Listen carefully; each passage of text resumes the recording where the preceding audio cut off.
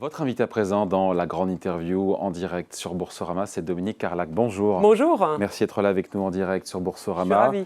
Vice-présidente, porte-parole du MEDEF. Donc vous êtes candidate à la présidence, élection prévue le 6 juillet face à Patrick Martin, qui sera d'ailleurs notre invité lundi prochain. Un peu d'actualité avant de parler un peu des programmes, des styles et d'incarnation sur le ou la future président ou présidente du MEDEF. Geoffroy Roux de Bézieux, qui est toujours président, donc vous faites partie d'ailleurs de l'équipe, tout comme Patrick Martin. Des sortants. C'est le terme qu'on emploie. Hein. Oui. Il avait parlé de bombe sociale à propos de la crise du logement. On a eu un plan du gouvernement qui a été annoncé, dévoilé la semaine dernière par Elisabeth Borne, la Première ministre, qui a déçu quasiment toute la profession. Est-ce que vous aussi, vous êtes convaincu ou pas par ce plan de logement ? Le seul bénéfice qu'on peut lui accorder, c'est qu'il existe. C'est vrai que c'est une bombe parce que c'est une double bombe en fait. C'est une bombe sociale parce que les gens ne trouvent plus à se loger. Et c'est une bombe économique au sens où si on continue comme ça, c'est moins 100 000 emplois dans le bâtiment. Donc ça n'est pas possible. Et donc la réponse gouvernementale, voilà. Alors la réponse gouvernementale, elle est insuffisante, très largement insuffisante, au sens où toute la profession et sur tous les maillons de l'immobilier se sont un peu fâchés, au sens où on n'accorde pas assez d'importance au sujet majeur du logement qui est la construction neuve.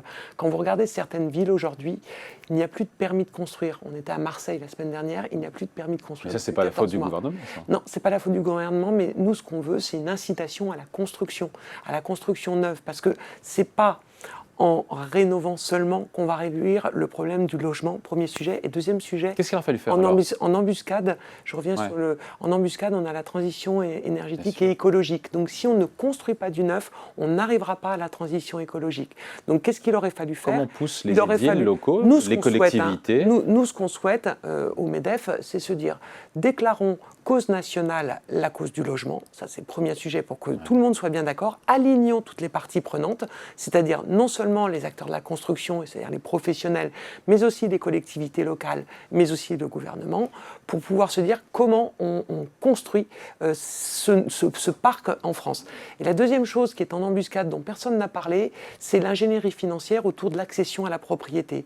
Aujourd'hui, il y a beaucoup de gens qui aimeraient accéder à la propriété, qui, compte tenu de l'inflation d'une part et de la hausse des taux d'intérêt d'autre part, ne peuvent plus accéder à la propriété. Or, on sait très bien qu'accéder à la propriété, c'est un facteur de stabilité. Et donc, que proposez-vous alors ? Et donc, ce que je propose, moi, c'est une ingénierie où on pourrait avoir finalement, comme on l'a eu pendant la crise Covid sur les PGE, où l'État garantissait les prêts aux entreprises pour pas qu'elles coulent. Aujourd'hui, moi, je serais davantage orientée vers on invente un PGE pour la primo-accession, c'est-à-dire que les salariés qui veulent accéder à l'achat de logement neuf, qu'il soit social ou qu'il soit privatif, on leur donne une garantie qu'ils puissent accéder à l'obtention d'un prêt sans que ça soit risqué pour celui qui fait l'opération.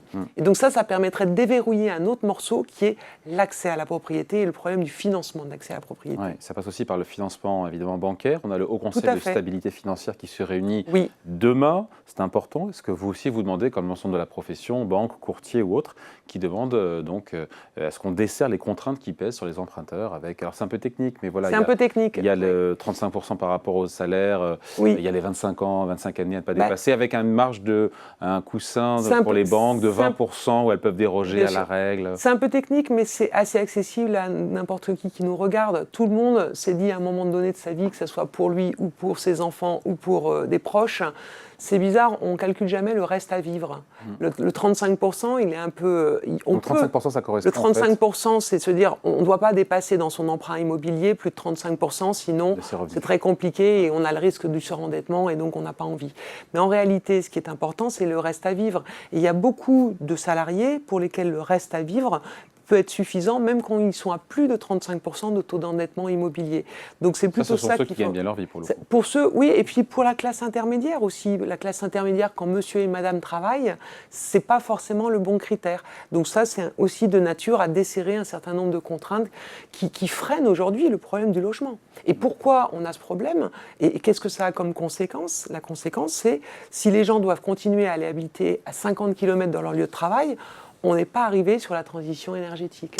D'ailleurs, on va en parler puisque c'est aussi un des sujets dans le cadre de cette campagne. Oui. Vous êtes candidat donc à la présidence du MEDEF face à donc Patrick Martin. J'ai dit qu'il est actuel numéro 2. Est-ce que ça vous agace, ça vous irrite, vous en avez assez quand on vous répète qu'il est le favori de cette élection? Moi, ce que je dis, alors d'abord, vous savez que j'ai un passé de sportif de haut niveau, donc ce que je dis, c'est aucune élection, aucune compétition n'est jamais gagnée et courue d'avance. C'est vrai en politique, c'est vrai en sport, c'est vrai aussi dans l'organisation d'élections patronales. Favori, que vous êtes challenger, voilà. C'est comme dans toute compétition. Combien de présidents de la République ont gagné leurs élections 6 mois avant ou quelques semaines avant? Donc ça, c'est la première chose, c'est qu'il n'y a aucune élection qui est gagnée d'avance. On le sait le jour où le bulletin va dans l'urne, et en l'occurrence, pour ce qui nous concerne, le 6 juillet. Bon, Patrick Martin qui s'est targué d'avoir obtenu le soutien de 90% des fédérations professionnelles, dont la puissante UIMM, 95% des MEDEF territoriaux, 100% des MEDEF régionaux. Ouais. Alors, on peut rivaliser ou pas avec ça? Alors, hier, une présidente de MEDEF territoriale m'a appelé. Elle m'a dit, je ne comprends pas le mode de calcul, parce qu'à ce compte-là, nous, les MEDEF territoriaux, on va être beaucoup dans les 5% qui sont pour toi. Ah. Donc, il y a ce qui se communique, et c'est normal de communiquer dans une campagne. Et vous pourriez communiquer sur les MEDEF territoriaux ou régionaux qui vous soutiennent? Et puis, il y a la réalité. Et puis, il y a la réalité de ceux qui ne veulent pas communiquer. De ceux qui disent, moi, mon vote, il m'appartient, et je ne souhaite pas faire de la communication de cette élection. À ce moment-là, on appelle ça une désignation. Donc, il y a beaucoup d'électeurs qui veulent garder finalement la propriété de leur vote et qui ne veulent pas qu'on les instrumentalise dans une communication digitale où parfois, j'en ai eu beaucoup hier, on ne les a même pas consultés. Mais la puissante UIMM, l'industrie, alors, l'UIMM, non. Alors là-dessus, en fait, en faveur de Patrick Martin. Pour les parrainages, il s'était déclaré en faveur il y a plusieurs mois. Ouais. Il se trouve que cette semaine, nous avons les auditions qui n'étaient pas prévues à l'UIMM. Ouais. À l'issue des parrainages, ils ont décidé d'organiser une audition. Donc, ce que vous relatez est vrai sur le soutien au parrainage, mais comme au soutien au parrainage, je suis sortie avec presque 350 parrainages, l'UIMM s'est dit, finalement, il faut qu'on fasse jouer la démocratie patronale. Si elle a eu 350 parrainages, il faut vraiment qu'on auditionne les candidats, tant dans ce qu'ils représentent, dans leur personnalité, que dans leur programme et dans ce qu'ils veulent proposer pour l'industrie en France. Ouais. Parce que c'est vrai que... Donc le soutien, il était pour les parrainages, il n'est pas forcément la consigne de vote. Après, c'est vrai que c'est compliqué comme élection pour le commun des mortels. Si on devait la résumer, parce que c'est un collège de grands électeurs, c'est 1100 grands électeurs. C'est ça. Que je vous donne quelques chiffres. Le MEDEF, c'est 190 000 entreprises et c'est 11 millions de salariés. Ces 190 000 entreprises sont représentées à travers 100 fédérations professionnelles, ce qu'on appelle les branches. Ça peut être la métallurgie, ça peut être le conseil, ça peut être l'agroalimentaire, le bâtiment. Donc ça, c'est 100 fédérations qui rassemblent ces 190 000 entreprises. Puis on a 130 territoires qui sont grosso modo à échelle départementale. Ils pèsent autant l'un que l'autre ? Non, il y a 40% pour les territoires et 60% des votes pour les branches professionnelles. Et à partir de ces 100 fédérations et de ces 130 territoires, on va chercher des grands électeurs. Et ceux qui élisent le président du MEDEF, ce n'est pas 190 000 entreprises, ce n'est pas les 11 millions de salariés, c'est 1120 grands électeurs qui sont désignés pour dire voilà la personne que l'on veut pour les 5 ans qui viennent pour représenter les 190 000 entreprises. Donc c'est ça, le choix, il doit se baser là-dessus. C'est qui on met à la tête du MEDEF pour représenter les 190 000 entreprises de 2023 à 2028. Ces grands électeurs Oui, les grands électeurs. Et puis les entreprises, d'une manière générale, quand vous faites une candidature, quand vous faites une campagne, vous êtes sans cesse au contact des entreprises pour expliquer votre programme, votre personnalité et la vision que vous avez. Et donc, il y a un accueil qui est quand même très favorable au sens, aujourd'hui, le discours qui ressort, c'est on a 2 super candidats. On a 2 super candidats et c'est difficile à départager, en effet. Donc ça sera serré. Donc vous avez toutes vos chances et ça sera serré. J'ai toutes mes chances au sens où, comme je vous l'ai dit, aucune élection n'est jouée avant. Ce n'est pas une désignation, en fait. C'est ça qu'il faut bien se mettre dans la tête. Ça n'est pas une désignation, c'est une élection. Et le 6 juillet, il y aura un bouton sur lequel on appuiera pour savoir pour qui on se positionne. Bon, pour choisir, ça ne sera pas sur les questions économiques et fiscales, évidemment, qu'on va faire la différence, parce que Et vous demandez des deux côtés des baisses de charges sur les emplois notamment qualifiés de votre côté. Et je pense aussi que du côté de Patrick Martin, des baisses d'impôts de production. Donc, ce n'est pas là-dessus qu'on va vraiment pouvoir... c'est plutôt une bonne nouvelle quand même, qu'on soit aligné sur un certain nombre de choses. C'est pas une surprise. On sort du même tonneau, on est dans la même maison, on est militants tous les deux et on veut la compétitivité. Et vous êtes dans l'équipe sortante. Et l'équipe sortante. Et on a l'un et l'autre, je pense, adoré travailler avec Geoffroy et l'équipe. Comment on vous distingue alors comment on distingue ? Il y a des différences effectivement. Sur le fond déjà, sur les mesures. Deux méthodes et d'incarnation quand même. On n'est pas dans le même parcours, on n'a pas le même parcours entrepreneurial déjà. On n'est pas de la même génération, on n'est pas du même parcours entrepreneurial. J'ai créé mon propre emploi et puis j'en ai créé d'autres ensuite dans mon entreprise. Donc c'est pas la même chose en termes de parcours. Et souvent le langage que j'ai, c'est un peu le langage... Il est à la tête d'une boîte qui fait 1 milliard d'euros de chiffre d'affaires. C'est ça. Dans la logistique à Lyon, je crois. Donc, tout à fait. Et effectivement, quand je discute avec les gens du terrain, tous ne se retrouvent pas à travers le parcours de l'un ou de l'autre, et singulièrement du parcours. Quand on dit qu'on qu'on représente une entreprise d'1 milliard d'euros, il y a peu d'entreprises adhérentes qui se retrouvent à travers « moi je ne fais pas 1 milliard d'euros », nous disent-ils. Donc il y a la question de la représentation et de l'identité par rapport à nos membres, adhérents moyens du MEDEF, une PME de 47 personnes en région. Donc il y a ce côté alignement de la tête du MEDEF avec ce que sont nos adhérents. Et puis après, il y a des sujets aussi sur lesquels on va se différencier. Donc les sujets sur lesquels on va se différencier... Le rapport des salariés au travail. Voilà, c'est ça. Bon, il en parle lui aussi, non ? En fait, oui, mais moi ce que je dis, c'est que c'est un fait. On ne peut pas considérer que ce rapport du travail qui a complètement changé dans nos entreprises et qui a complètement bouleversé les équilibres dans nos entreprises, on ne peut pas considérer que c'est un sujet de découverte, que c'est un signal faible, pardon.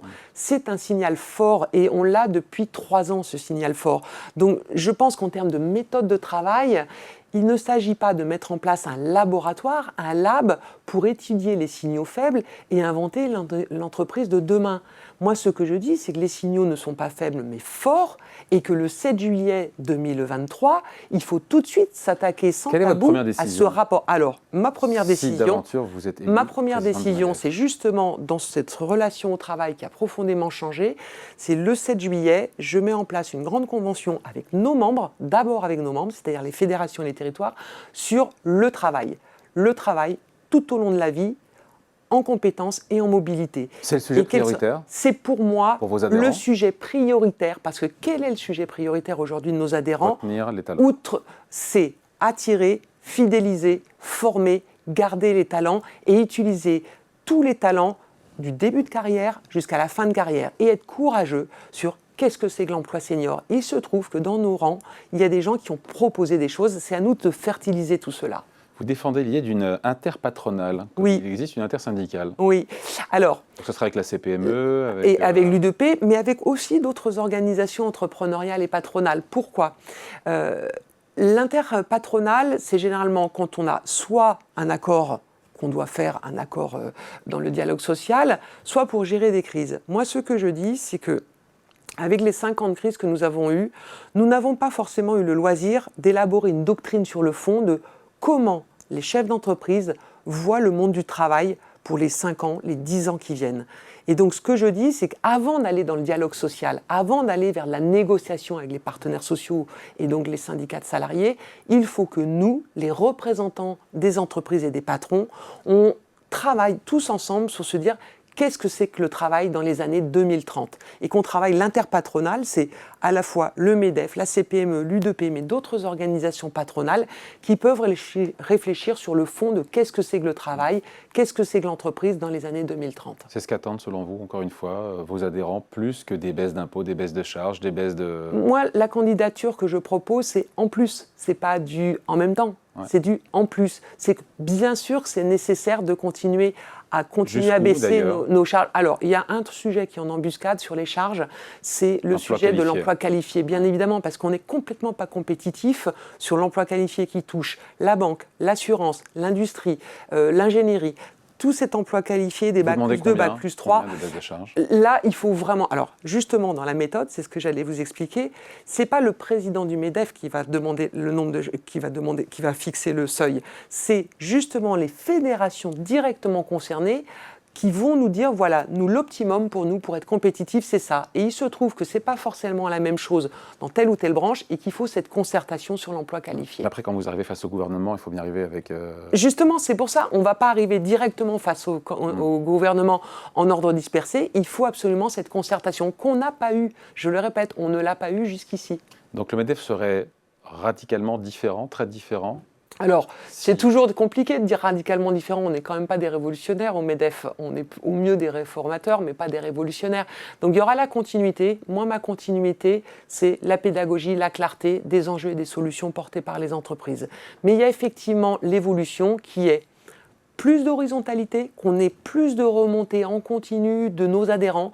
On se doit de prendre le pouls de nos adhérents, les 190 000 là, et qu'on soit moins vertical, ça c'est un premier sujet, et qu'on ait plus de transversalité. Quand on adresse la transition écologique, la transition alimentaire, la transition démographique, on a la chance d'avoir tous les maillons des solutions avec nos fédérations. Quand on s'adresse au grand âge, on peut travailler avec l'assurance, avec les industries de santé, avec l'hospitalisation privée pour dire voilà quelles sont les solutions face à un État-providence qui n'a plus les marges de manœuvre. Certains ont reproché au MEDEF, durant la réforme des retraites, oui, de ne pas avoir assez fait entendre sa voix.